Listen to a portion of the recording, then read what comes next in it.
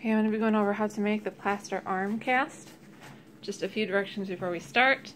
This is going to take about 20 minutes to apply the gauze, 20 minutes for it to set or dry, and 15 minutes to clean up. So do not start unless you have at least 45 minutes left in class. Otherwise it won't set in time and you'll have to go to all your classes with plaster on your arm. You want to remove all of your jewelry, wedding rings, any rings, that doesn't include necklaces, just anything on your hands. Apply oil or Vaseline liberally to the arm. That means quite a bit because it really hurts to have your arm hair torn out, guaranteed. Get your cut plaster, gauze, and water ready. You want to keep them separate. You don't want to be dragging your dipped gauze over the unused gauze. It will cause it to set earlier, so you won't have a chance to use it.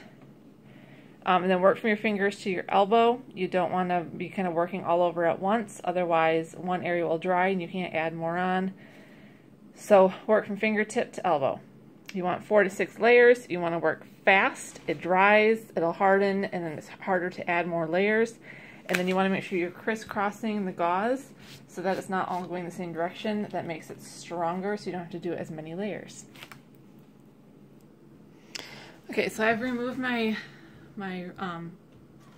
jewelry, and I have cooking oil on my hand, and now I'm going to start again working from my fingertips up to my elbow. Another thing you want to make sure is you're working on some kind of either cardboard or the manila paper surface, and you can keep your fingers together or spread them apart, it doesn't matter. The one thing you want to make sure is you keep your arm flat. You don't want to move it because you're only doing the top side of your arm, and so you're working from basically tabletop to tabletop, and if you're shifting and moving your arm, that's going to change where that is, so you have to keep your arm very still. You take your plaster gauze, you dip it quickly in the water, and then apply it to your hand. And again, you want to move fast, doing crisscross motions. Now, the stuff I have is blue because it's really cheap. The stuff you guys have is really nice. It's nice white. It won't go out flimsy when you use it. So that's really nice. And you're just going to keep adding. And actually, I do prefer fingers together. It's a little bit easier. If you're looking for easy, and I know you guys usually look for easy, that's not a... anyway, keep your fingers together. It's a little bit easier. Make sure you're smoothing out a little bit as you go. You don't have to do a ton. And any extra, if there's anything hanging off the side, you can always cut that off later. You will get to a point also where it just is really wet, so you can take dry strips and put them on top to try to soak up some of the extra moisture on your hand.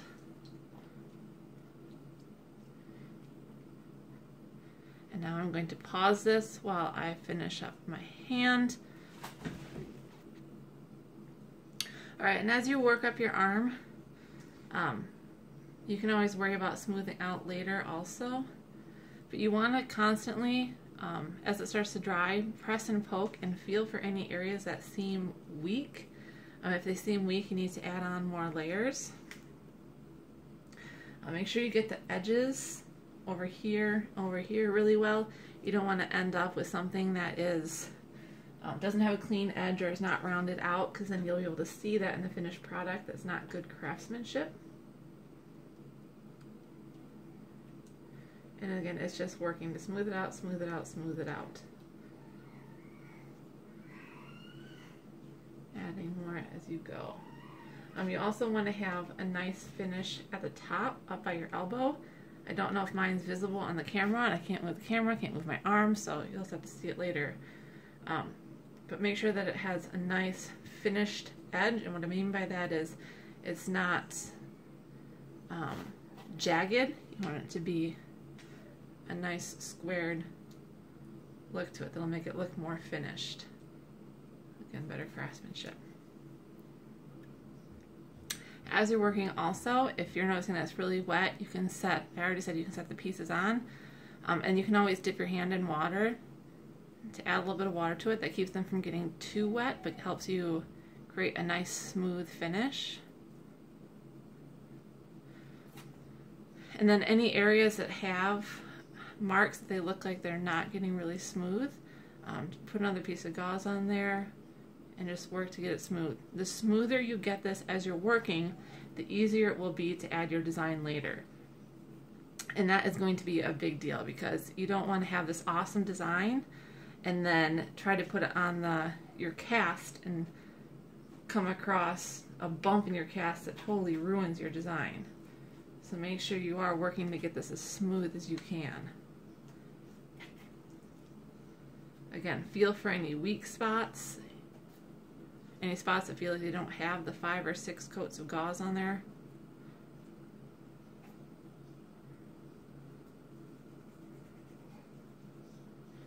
And as you're working, you'll start to feel it stiffen up in your fingertips, and that's a good thing. You should start to feel it hardening. Columbus, stop. Sorry, my cat is scratching my legs.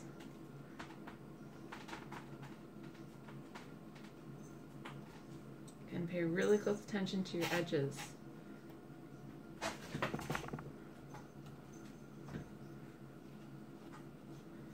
all the way down to the tabletop. That way when you attach this to the foam core, you won't be able to see the inside of your arm, which will kind of give away how this is done.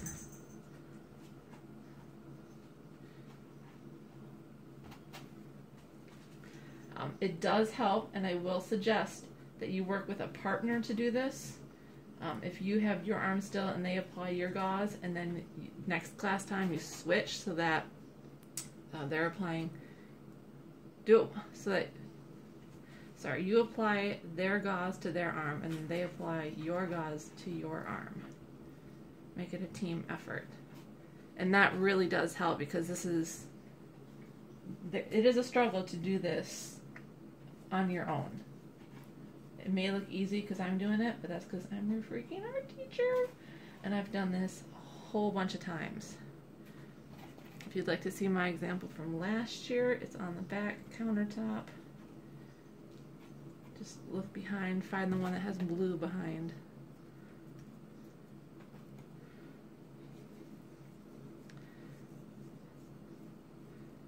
Smooth, smooth, smooth. Feel for weak areas.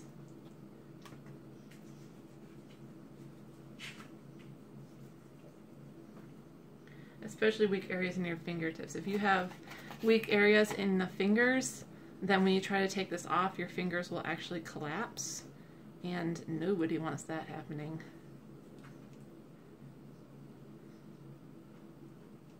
It's a pain in the butt trying to glue fingers back on. If you do have your thumb sticking out like mine, you can very carefully wrap pieces around it. It's easy enough to get your thumb out of the gauze. But right now my hand it's getting pretty hard. I can't move it around at all. Make sure you've got your fingertips. Again, this can be done by carefully wrapping a piece of gauze around and under, if you can get it under. You just want your fingers to be as well defined as possible.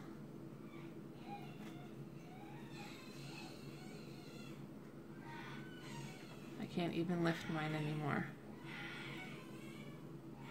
I'm sure you can hear my son crying in the background.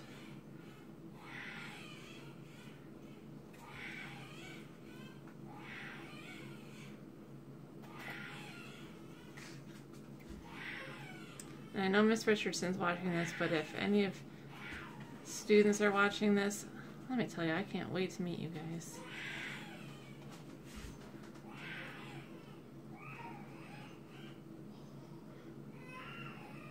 It's been nice being home, but I love being an art teacher. Okay, at this point I'm just smoothing. Again, feeling for any weak areas.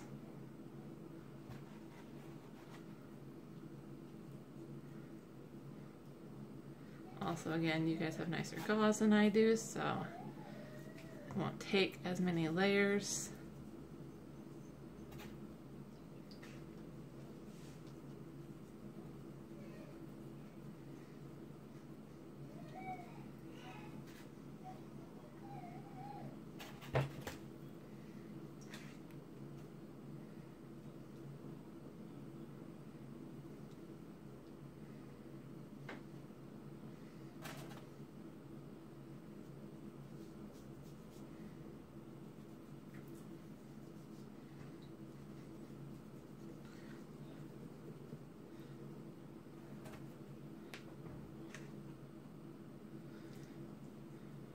If you have gauze left over, that's fine. It's absolutely all right.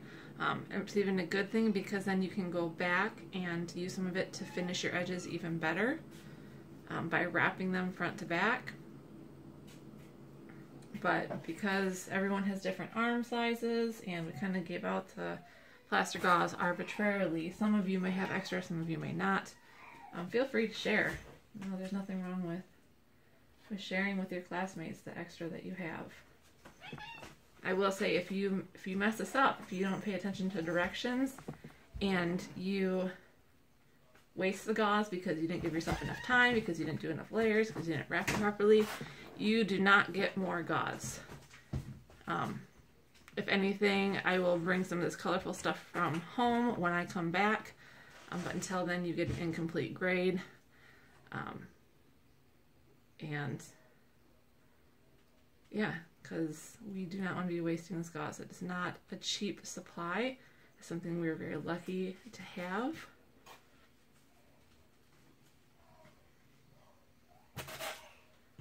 Last one.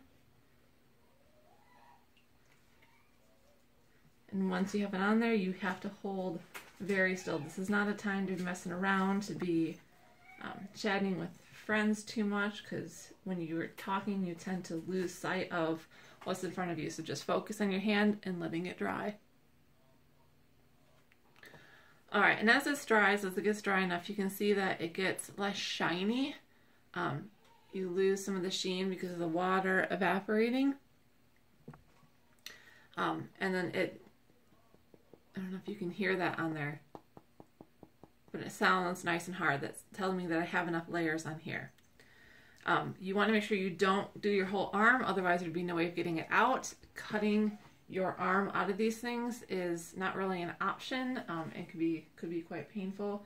So do not wrap your entire arm in gauze. You do not have a broken bone. You're only going to see the front of it, so you're only doing the front of your arm. When it sounds nice and hard and you can't see it shiny anymore, that is the time to very carefully pull the cast off of your arm. And I did not put enough vegetable oil on because that is definitely pulling my hair something fierce. That happened last time I did this too. But you're very, very, very, very, very carefully removing your arm from the plaster with trying not to damage any of the edges. You want to do this as carefully as you can. If you did do your whole thumb, you're sliding it out. Your other fingers you can just peel out. Oh man, that's painful, guys. There we go. So there is my plaster hand, and you can see it's very messy. It's going to dye your arm. Well, mine's because it's blue. It's very messy. Wear one of the aprons or one of the paint shirts. Make sure, again, you're working on something that can get thrown out. And if you feel this, because plaster creates an exothermic reaction, that's some sciencey stuff, it creates a heat as it dries. So you should be able to feel that in there too. And this would be the time, if you have any extra plaster gauze, you could wrap your edges up at the top here from front to back. You could wrap the sides. But the way that you did the sides, you shouldn't be able to see them anyway. If you lay it flat and look at it, you shouldn't be able to see anything around the edges. But you might be able to see places where you didn't smooth it out well enough that you could do that at this time. So there you have it, a plaster arm cast. After a day or two of drying, this should be ready to paint. So you can do a base coat with the drywall paint, or you can just go right in with acrylic and any color you like. It's your project. You choose the color of the arm that you want to use. If you want it to be a skin tone, Mrs. Richardson will help you mix that skin tone. Or you can go all crazy and do rainbow or kaleidoscope or whatever you want. Your project. Have fun, guys.